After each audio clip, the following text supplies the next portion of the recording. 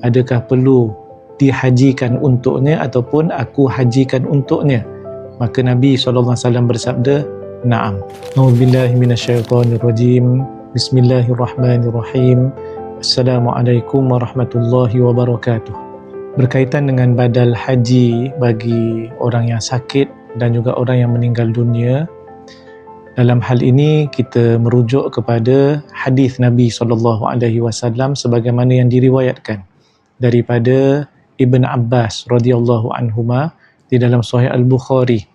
Ada seorang perempuan ketika haji wada' berjumpa dengan Nabi SAW. Perempuan ini daripada Khuth'am.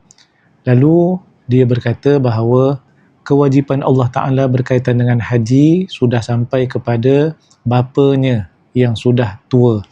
Kemudian dia pun bertanya kepada Nabi SAW, hal yaqdi anhu am ahujja anhu, adakah perlu dihajikan untuknya ataupun aku hajikan untuknya? Maka Nabi SAW bersabda, na'am. Yang kedua, ada seorang perempuan juga riwayat di dalam Sahih Al-Bukhari daripada Ibn Abbas radhiyallahu anhuma. Perempuan ini daripada Juhainah, menyebut bahawa ibunya bernazar untuk melakukan haji, tetapi dia telah terlebih dahulu meninggal dunia. Lalu Nabi SAW ditanya oleh perempuan ini, adakah perlu aku hajikan untuknya? Lalu Nabi SAW, na'am, hujji anha, hajikan untuknya.